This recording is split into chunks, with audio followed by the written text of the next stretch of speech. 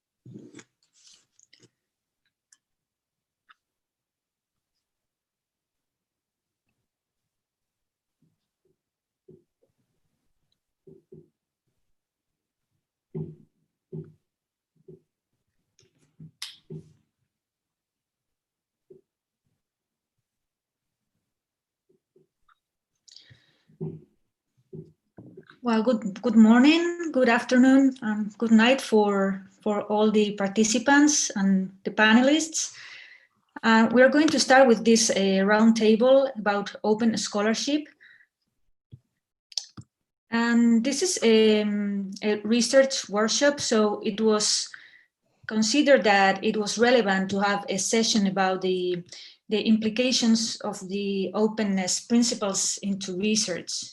So to have a discussion about open scholarship as a topic. And we have 4 panelists for discussing about this.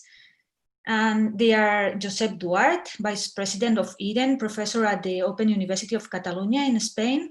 And he's also an editor, a co-editor of the International Journal of Educational Technology in Higher Education. We have also Alison Littlejohn, Director of the Knowledge Lab and Professor at the University College in London, UK, and very well-known scholar. We have also Rory McGreal, Professor at Athabasca University and also UNESCO Commonwealth of Learning and ICT Chair-holder in Open Educational Resources in Canada. And Rory is also the Editor-in-Chief of the International Review of Research in Open and Distributed Learning. Both of these journals are open access, I didn't mention that.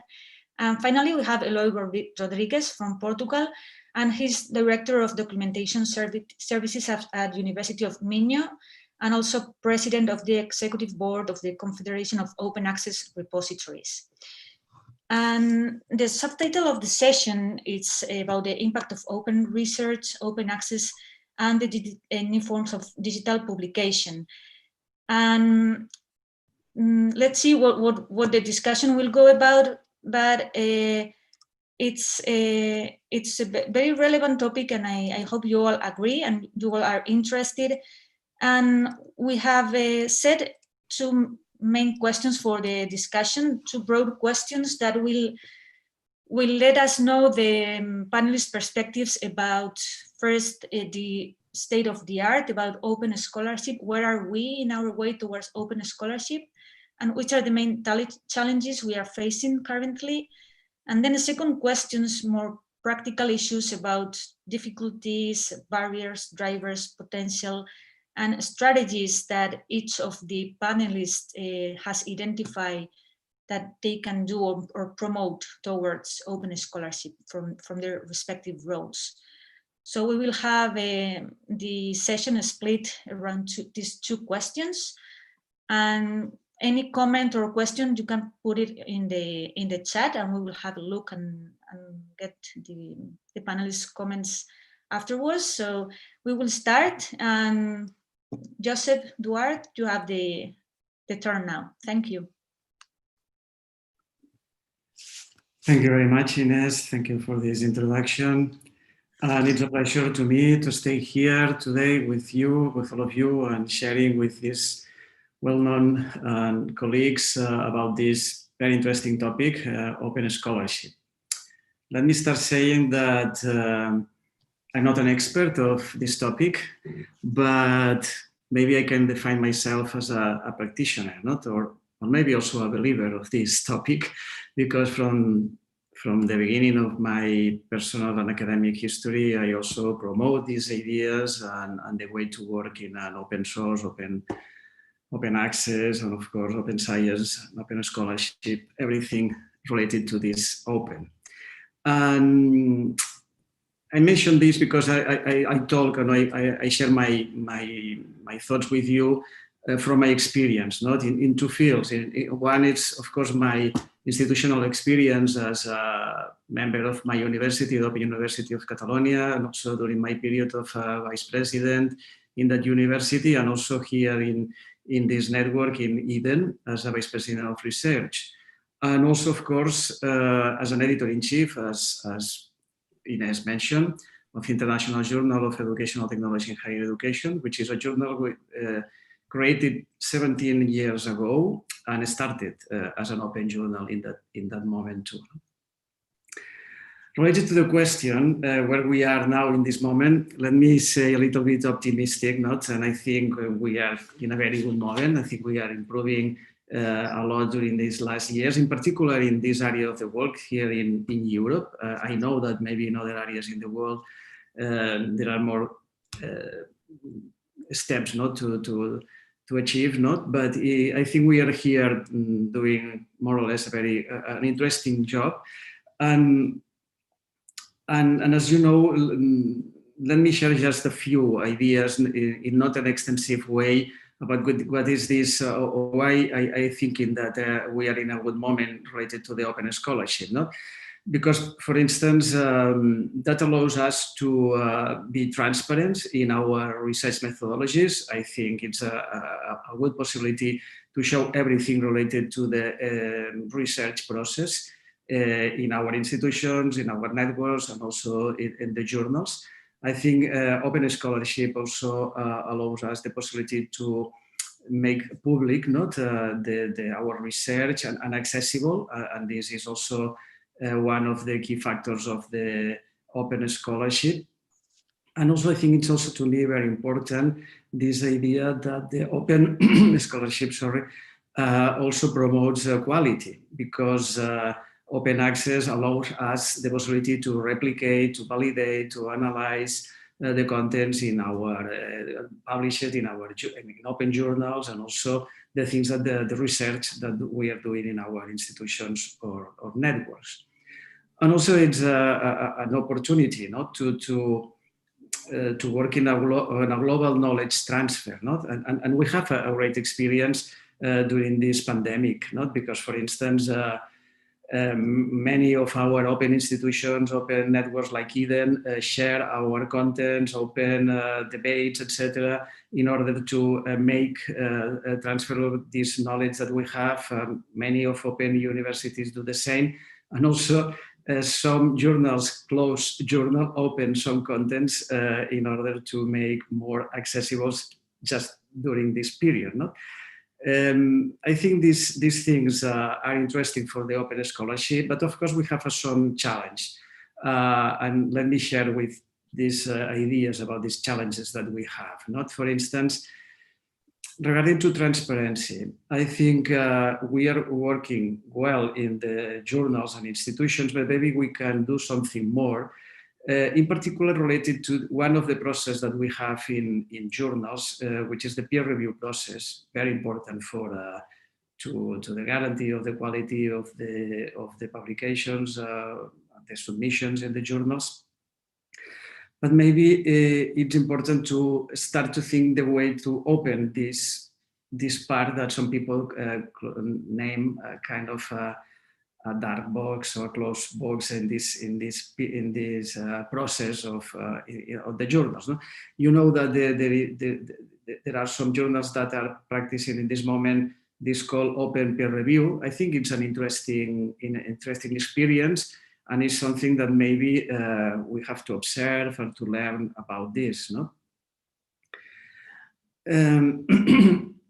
Related to the public access, and also talking as an editor-in-chief of a journal, I think we have a challenge here in order to maybe they change the accessibility or the visibility of our journals. I think we need to move from, or we make a movement from the paper to the PDF, because our journals are usually open because are on the web, are accessible, etc. But I think we can maybe improve that using a more visible ways to show our research, or the research of the people that decide to be published in our journals. That means, for instance, the using of infographics, the using of images, videos, and these kind of things. I think it's a great opportunity to make the research results more visible. Of course, a big challenge that we have, sorry, related to the quality is data papers. I think this is one of the interesting challenges that we have in front, in particular in the area of social sciences, because it's something that is growing a lot in other fields of science. But we have here an opportunity, of course, to put our data in a particular places, of course, open, that allows us the possibility to replicate, to use this data, to work with our own data and make that visible, etc. This is something in particular from the journals that, to me, I think it's challenging in this moment. No? And just to finish my thoughts, I think also this idea to the global knowledge transfer, I think maybe we have an opportunity also to improve, in particular the journals, creating a community of practices, a virtual communities, can be in a general discipline, can be more particular in specific areas or topics. This is something that, for instance, we are trying to do from our journal using social networks, for instance, using Twitter or Facebook, etc. But the idea is not use only Twitter or social networks to promote the papers that you are publishing in your journal. The idea is to use the journal in order to, and social networks in the journal, to create a community of interest about the research, about the trends of the research that the journal is working on or having their aims or scope. No? I think this is an interesting challenge in order to create this open and a strong community of researchers to share information, to make this information more visible, accessible, and of course transparent.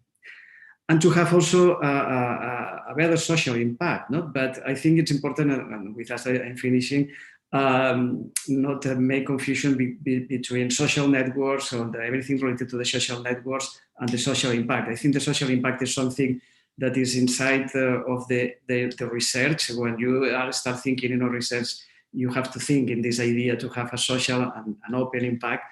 Another thing is, of course, to promote, to make these final results more visible, open, accessible, etc. Thank you. Thank you, Joseph, for all these interesting thoughts. And let's move to Alison. I will share her slides.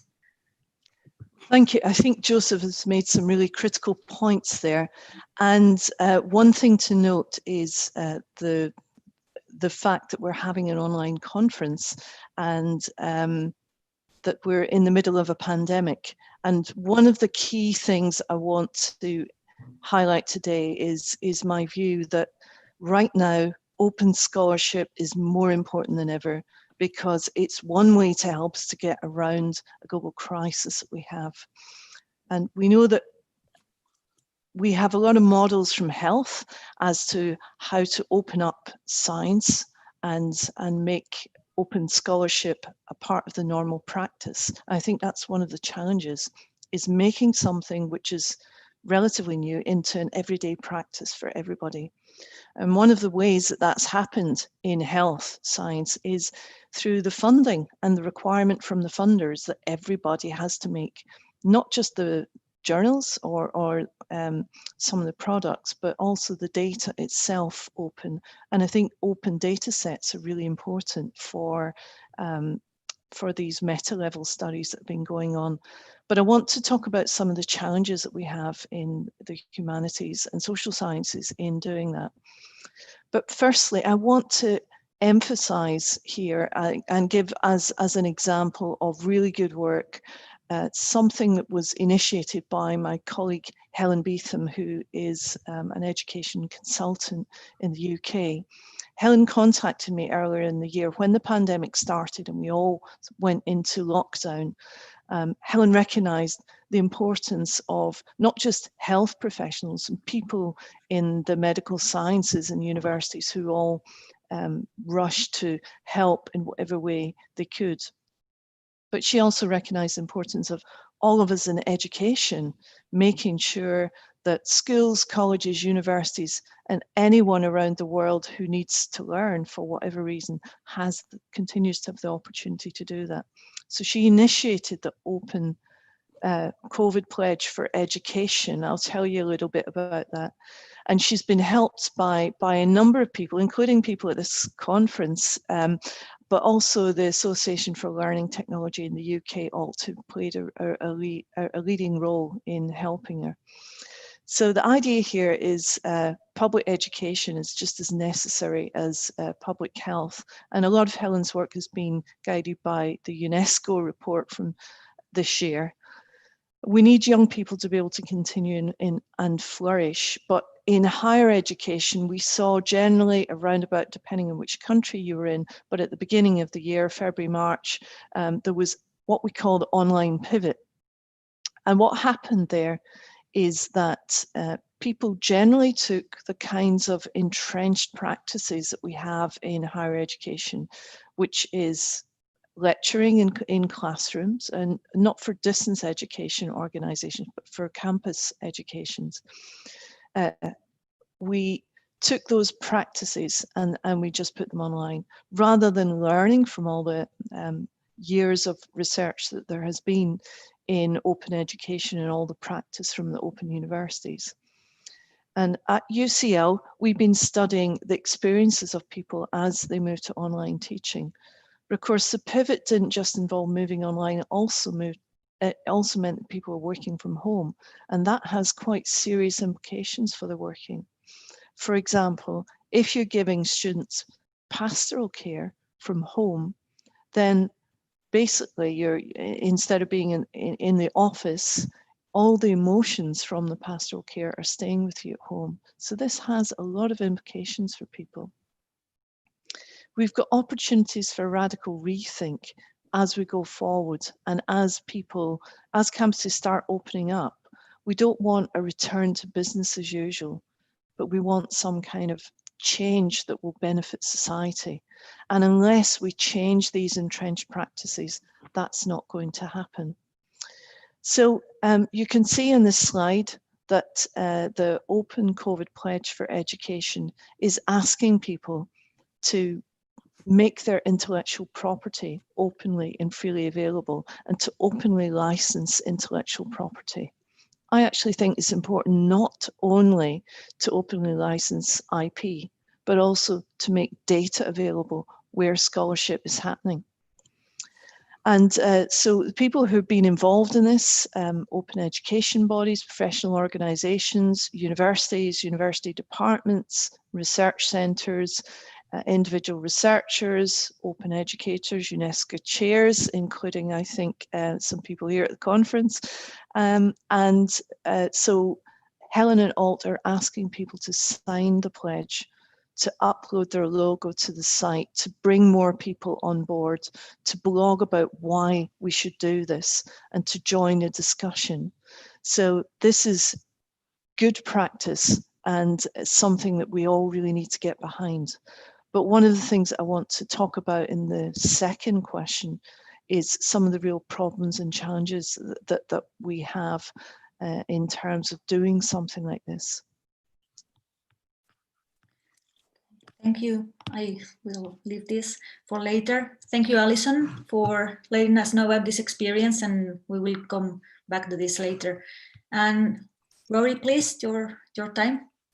Do you want to share the screen as well?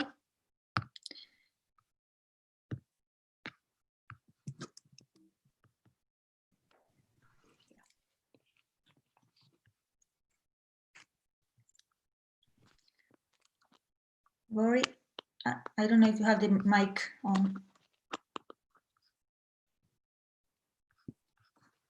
Good morning, everyone. Morning.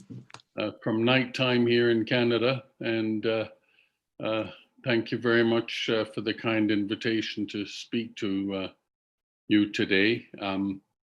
I'll be recommending this article, which is from our journal, the International Review of Research in Open and Distributed Learning, on the assumptions and challenges of open scholarship. George Valencianos and Royce Kimmons wrote this a few years ago, but I'm using that as the basis of some of the ideas I have today, which I feel are still relevant, and regarding the challenges of open education. So one of the first challenges that we are continually coming across are the cultural norms, and the way people basically are sort of trapped, faculty are trapped in ways of basically giving their copyright to big companies and reviewing for free, and doing this, this is being accepted, and quite often if you don't follow that sort of model, it's difficult. You have difficulties when it comes to tenure and promotion. But as Alison has mentioned, there's been a huge pivot this year, and in fact, it's been rather amazing how quickly this change has occurred for us, and we've noticed it as a dramatic move. All of our institutions in Canada now are online, and this is just a very quick change, but as was mentioned, a lot are ignoring the history of online learning and open learning that goes back for many years, and they're sort of struggling to figure out what to do, and quite often not really checking on what's been done by others. And to give an example, our university is an open university. There's been no changes at all. Actually, the only change, real change, is that we've had to deal with a huge influx of new students because of the COVID pandemic. And others have had to pivot and go online.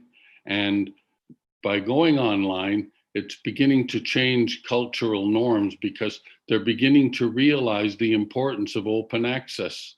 And so I would just strongly support this idea of, for COVID, that we should sign a pledge to release all of our material as open access, and to change this norm. And I think we've never been in a more opportune time to do that. Now, there still are institutional obstacles because as faculty come up for tenure and promotion, they're expected to publish in these commercial journals. But even with this, I think there's the changes are afoot, and in different universities around the country now, open access has come into its own. In fact, I see what's happening is Cinderella is becoming a princess. That as we realize the importance for education of open content, that it's becoming, rather than sort of looked down on and with suspicion, it is now becoming more and more credible, and even not just credible, but preferable. And certainly our granting agencies in Canada and in many other countries are now supporting open access. When our journal was first created, we were the first open access journal in Canada. And at that time, we had to struggle to get recognition from the granting agencies. And this past year, the granting agencies have changed their policies now, so you must be open access in order to get funding for your scholarly journal. So there's been a big change. Now, the corporate interests are still fighting against us, and we are all familiar now with the idea of open washing, where they were smart enough, the big publishing companies, to not oppose open access, but rather now they support open access. But they do it, and they say now, instead of you giving your article to them, you pay them to take your article, and then they can open it up. And so the corporate interests are still there, and we still have to push strongly to stop their influence. And another challenge we have is that open access, it's changing, but it's still merely incidental to faculty. Excuse me. Faculty members don't really see open access as being their first choice. And so this attitude has to change. And I think COVID has been, and all of the pivoting that's being done because of COVID, and the idea that people have had to move online and then found all the copyright complications of moving online, it's becoming more and more known.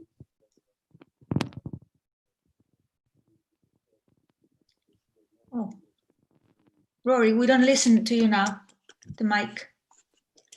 Sorry? We missed you for some seconds. Oh, okay. Well, I've just about finished. I just finished up saying that things are changing positively, and what do they say? It's an ill wind that blows no good. And so even with COVID, it's been a huge boost to online open education and open access. I'll finish with that, this section. Thank you, Rory, for your insight. Let's move to Eloy. Good morning, all, and thank you very much for the invitation to your conference. It's really a pleasure to share this panel with all of you. I think many of the points that I would like to touch were already touched by the previous speakers. I will try to, on this first intervention, to focus myself on trying to describe what is my view of the current situation. Is a kind of a mixed view, depending if you are optimistic or pessimistic, but I think we are kind of halfway. We can say that we are just made halfway, or we already made halfway. But and I think there are lots of evidence about that. First of all, exactly the percentage of open access literature that is currently available. There are many studies, but many of them, or most of them, point out that roughly 50% of the literature, of the worldwide literature, research literature, is currently available in different flavors of open access, through repositories, through journals, through authors' pages, etc. So from that quantitative point of view, we are kind of halfway. But maybe we are not still halfway of really embracing open scholarship on the cultural and behavioral and organizational changes that are needed to really embrace open science and open scholarship. And I think the current scholarly communication system has many problems that were already mentioned.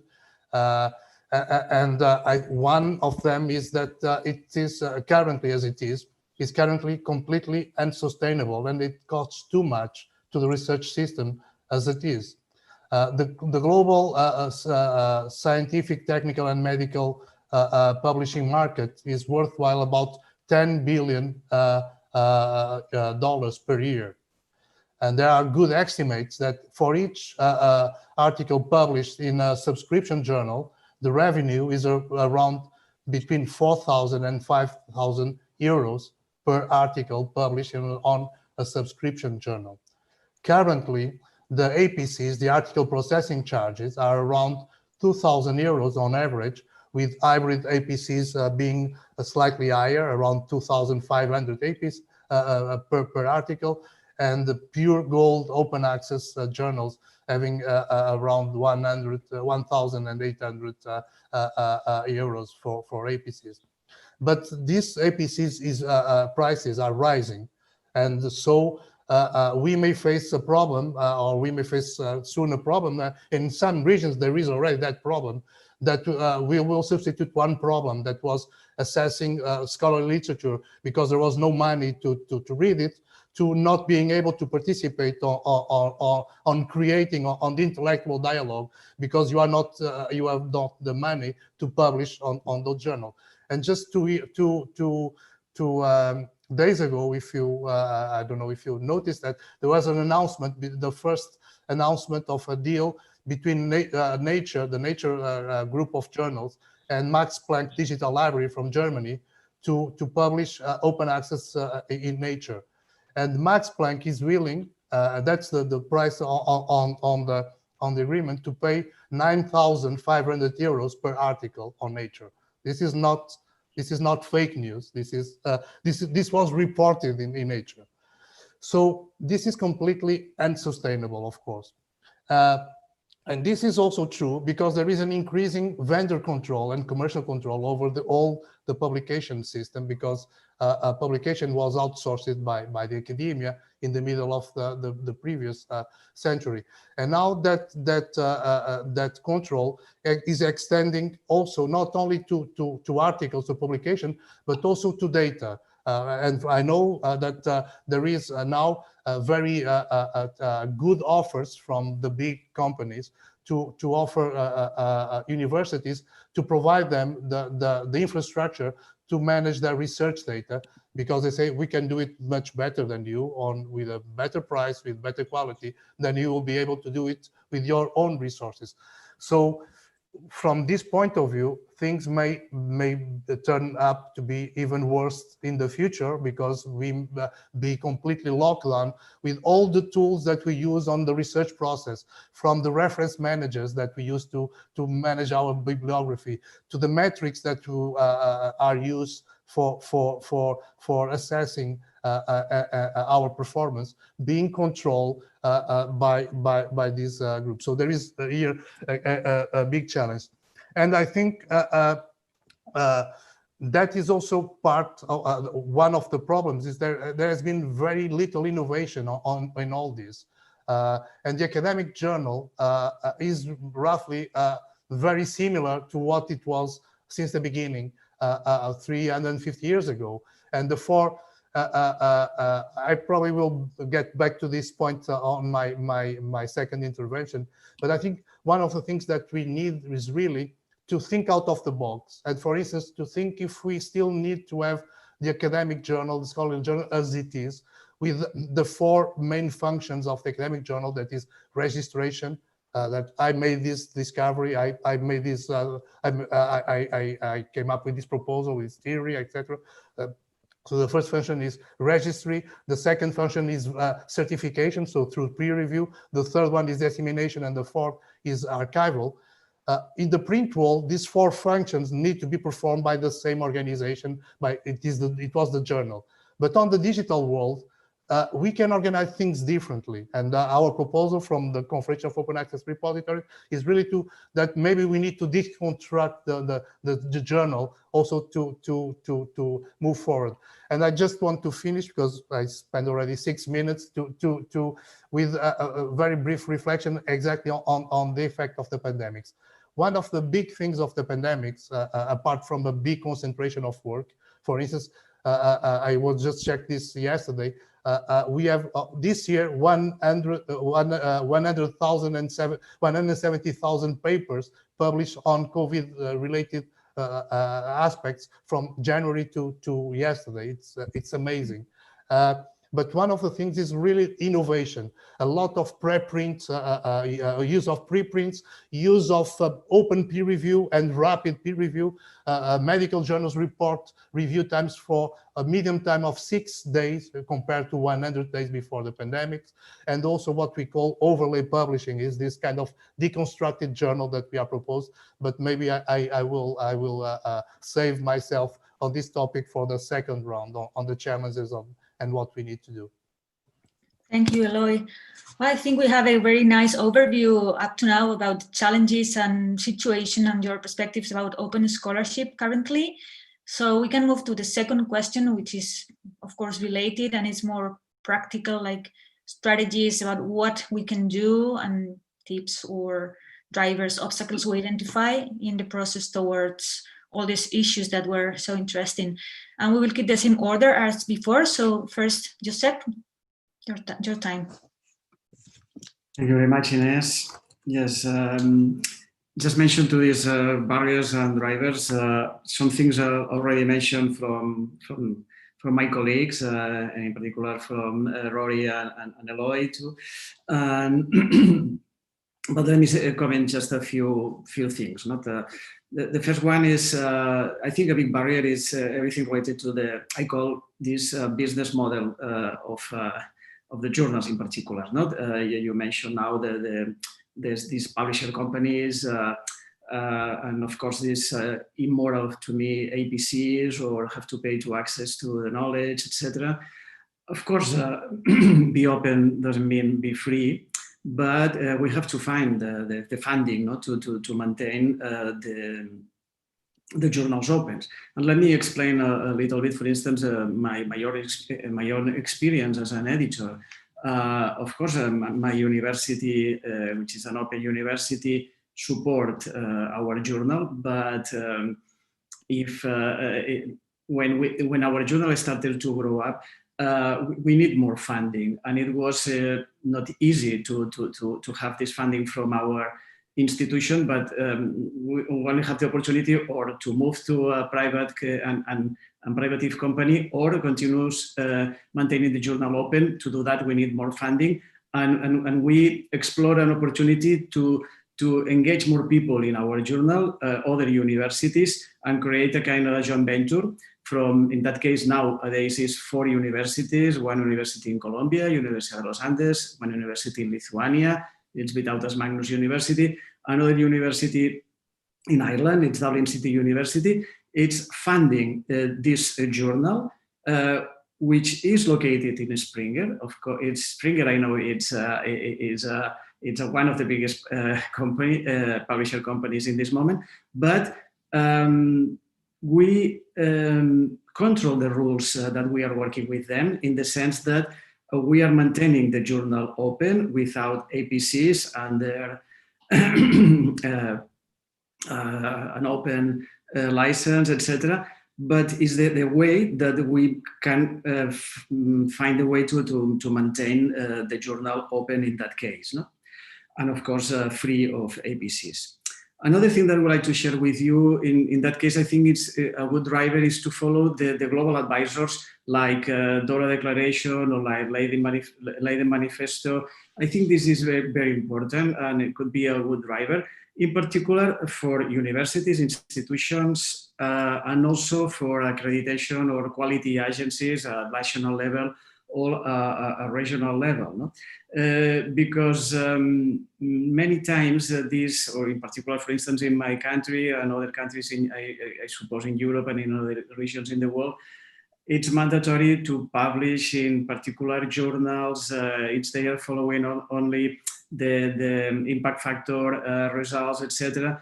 And I think maybe we can change this and explore these opportunities that these declarations offer to us to promote also open scholarship and open access. I think we have also to promote the open access that we have, because it seems that there is a kind of a lack of prestige for many open journals, not? But at the end, that is not true, because there are so many, excuse me, good open journals, as you know.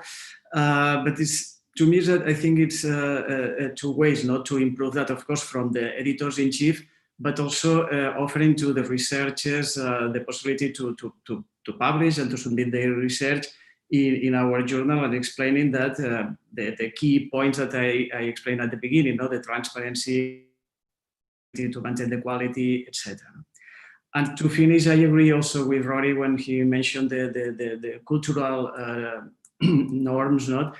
I think we have a strong resistance to change in many researchers, and maybe we have to promote more the values, of course, of the open scholarship that I mentioned, the transparency, quality, and also to promote this idea to the social impact from the beginning of the research, promoting also the preprints, as Eloy mentioned before, not only from the journals, but in particular from the institution, from the governments, and from the quality agencies, etc. Thank you, Joseph. And Alison, I will share your screen. Well, thank you. Again, I agree with Joseph about the need for business models to move forward. However, I also think that we need to think more broadly, and I want to talk about 4 different things.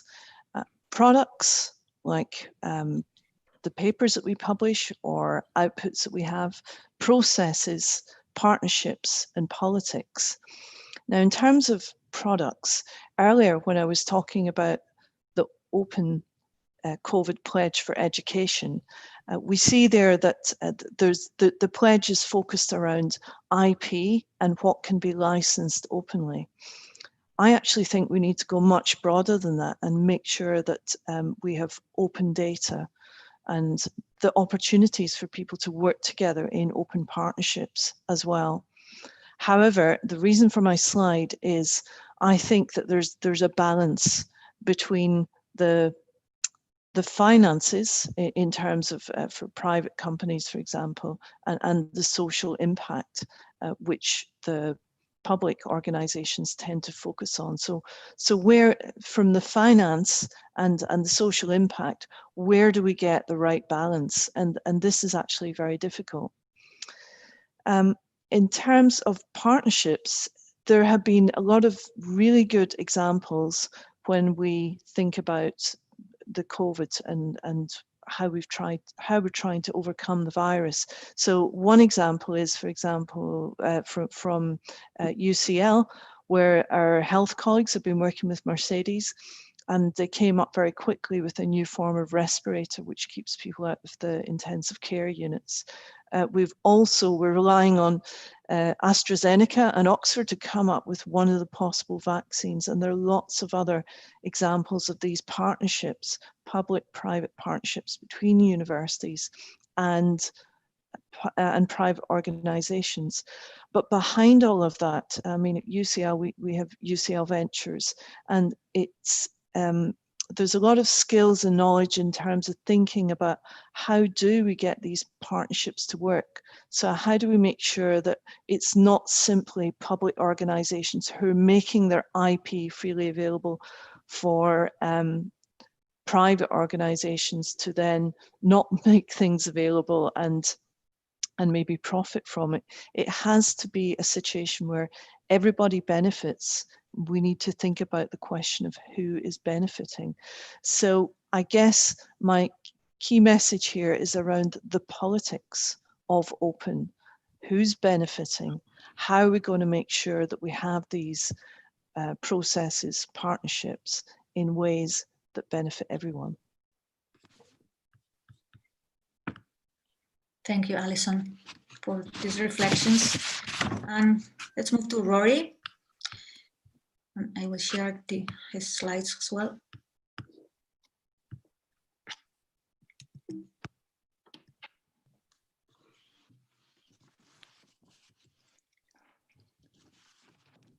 Okay, I'll start. Well, I think you gave me a good segue into my slide, Alison, with the talking about collaboration and, you know, who benefits from the openness. And I think that one of the things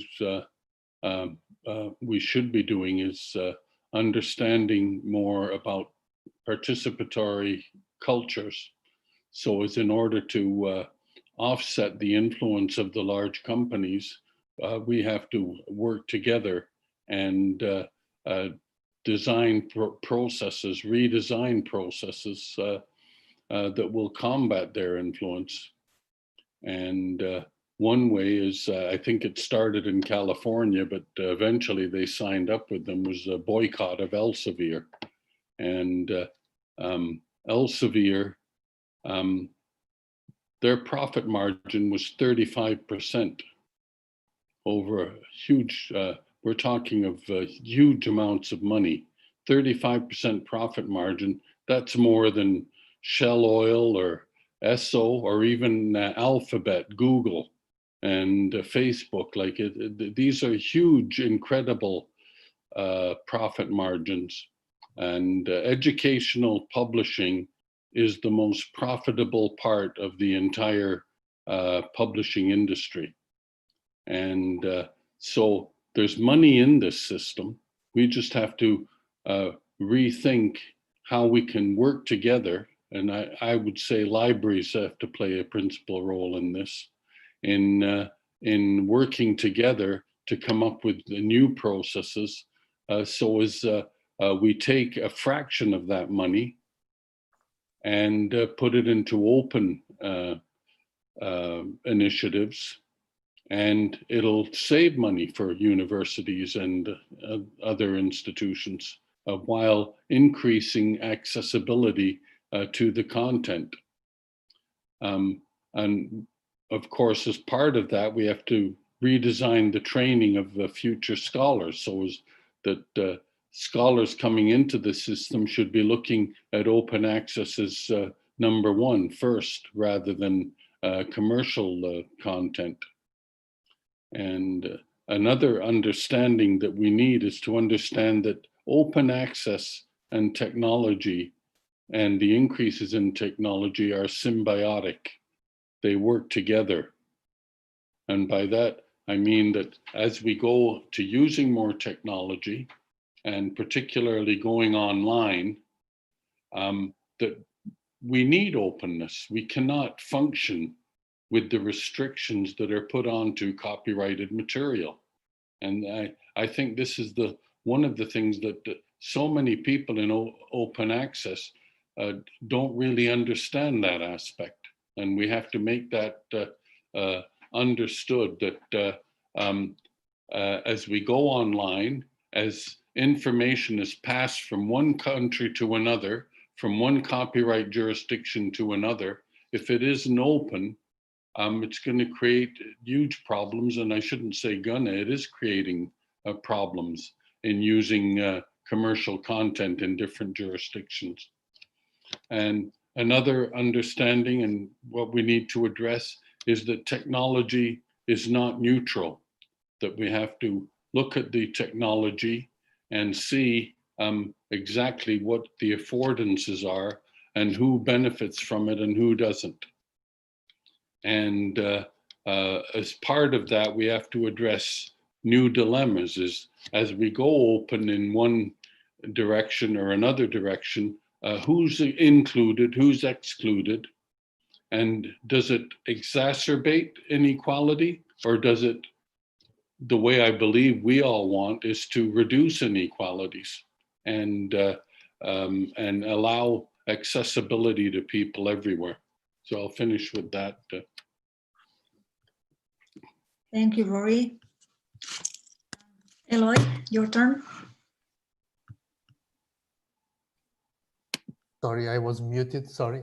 I hope you don't mind. I changed my mind that I have a couple of slides that I want to share, so I can share my screen. You are already seeing them, the slide? Yes? Okay, so again, I agree with most of the points that were already made, and I will come back again to, especially to one point of that Rory may make. I think the main challenge is really a kind of a cultural challenge, and it's and again, it's the result of a long history, but I really think that we need to move forward. And it is a big focus on the publication and on the published article, without properly acknowledging all the work that the scholarly work that is done apart or beyond or to come up with that tip of the iceberg that is the publication. So there is a lot of research and academic work that is not acknowledged, for instance, on research assessment, on career assessment, etc. And that is a big problem. So a hyper-inflated focus on publications, not considering all the other relevant contributions to the research and academic process. And the second aspect, even worse than that, then it's not the publication itself is kind of a mirror, because it's the locus of the publication. It's not the value of the intrinsic value of the publication is where you publish. So it's the metrics, is the journal where you publish. So it's the locus of publication and not the contribution of the publication. And that's a big problem. And I really think that if us as a research community will not address this and will not change this, open science will not fully happen, because and all the other things that all the other innovations that I'm calling for will not also happen. There are already kind of some promising signs. So the European University Association has been promoting this reflection on the research assessment renew around aligned with open science. For instance, I know that the Dutch Rectors Conference and the research founder from the Netherlands have a position paper on reforming the current research assessment, and they are moving forward with that. So that's the one main aspect. The other one is really to promote innovation. And what we call in my organization the global knowledge commons, that is based, again, it's moved beyond the current system and the current distribution of power, just to say, and using the investment that our institutions are already providing on infrastructures like repositories, to leverage and to build a more sustainable, more innovative, more open, and more cost-effective communication system. And for instance, promoting things like what I've said, like the publication of preprints that can then be peer-reviewed and commented and revised, making overlay journals, so journals that are born on top of repositories. So bringing together the stability and the financial muscle from the institutions, and then the knowledge and the participation of the communities to really create an innovative communication system. And again, during the pandemics, we start to see that. For instance, the MIT Press and UC Berkeley came together to create a new overlay journal for rapid publication and review of COVID-19 related papers. But what is happening with the emergency science can and should happen also with the daily science. So that's my call. And for that to happen, and I come back to, and this is my last point to the point of Rory, we need to shift. There is enough money on the system to do that. There are 10 billion euros per year on publication. We just need a fraction of that money to really sustain this global knowledge common. It will not happen from one day to another. It will not happen next year, but we really need to start to shift the money from the vendor-controlled system to a community and institutional control system. And it is my call. My last slide. We have been arguing about this, and I want especially to to invite you to see the text on the right side that was published about 1 month ago, exactly calling that we learn from what is happening from the pandemics, and will not go back to business as usual when the pandemics is over. Thank you. Thank you, Eloy. Well, we have some comments in the chat.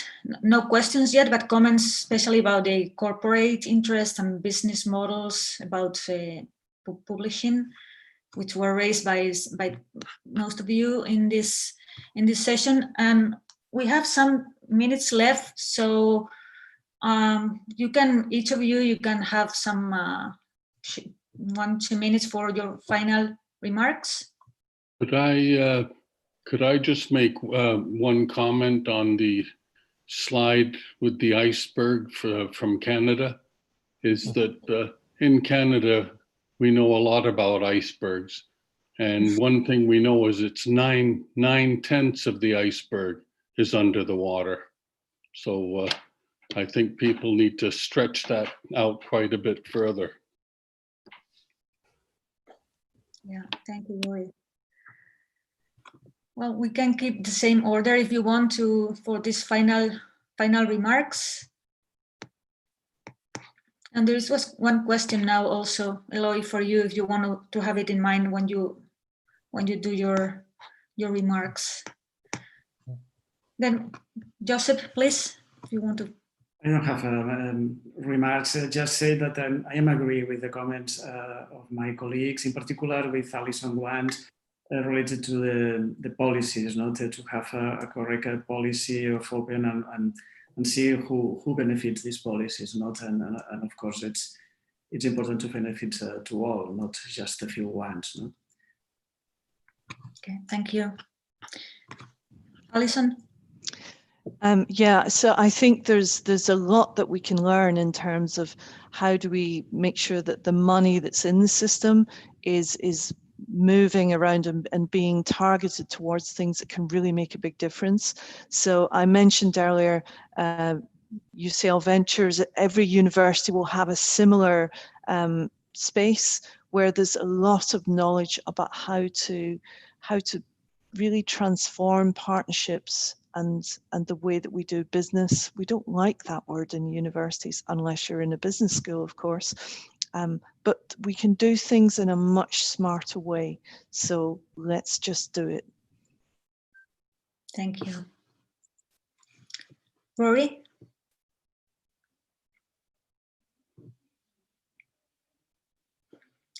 Just a last comment too on open data. And in Canada, data, you can't copyright data. So it is open. But the problem is that it's inaccessible. That's the problem, is people have their data and they store it here and they store it there, and nobody knows where it is. And there's no real system for ensuring that people have access to the data. And so I think that when we're looking at open access, we have to look at the whole issue of making it accessible to make sure that people can find what they're looking for. Thank you. Okay. And I will take my last intervention to try to reply to the question. I think mostly more than building infrastructure, because I think we have already a lot of infrastructures like repositories, more than 5,000 around the world. Many universities also have journal publishing platforms that can be used for publishing. I think the big challenge really is be sure that we federate and make that interoperable and connected, because again, this research is global, is interdisciplinary, etc. And if we are just building silos, this will not work. So I think more than I think we have already. So to finish, more than building shared infrastructure, we need to use and improve our current infrastructure. We need probably some better services in some cases, but we need to make that sure that they are interconnected and interoperable, and especially we need a cultural change and a policy change from both at the individual level of the researchers and of the research institutions, for instance, again, on the way they assess and evaluate and reward their members. Thank you, Eloy. Well, I subscribe that as well. I think this is it was a very interesting panel. I hope it was the same feeling for all the audience, all the participants. There are no more questions. I'm sure there are many questions in people's and attendants' minds. It's my case. I get a lot of very interested insight from all of you. And I agree also with Eloy, we are halfway in the process. We have an opportunity, and it's the same with all the topic in this research workshop with education. We are halfway. We have an opportunity with the pandemic and with the widening of the e-learning and the widening of open access and all this, but we are not yet there. So we take note of all these ideas, and there are many more that we didn't have time to discuss, but I think it was really interesting, and people are saying in the chat as well. So thank you all. It was a pleasure to have your contributions. Thank you very much. Thank you. Thanks Bye-bye. for organizing. Thank you very much. Bye-bye. Bye. Bye. Good night, everyone. Good night, Rory. Good night. Thank you, Inês. I'm just going to connect my camera now, just to say goodbye as well. I'm going to stop the recording.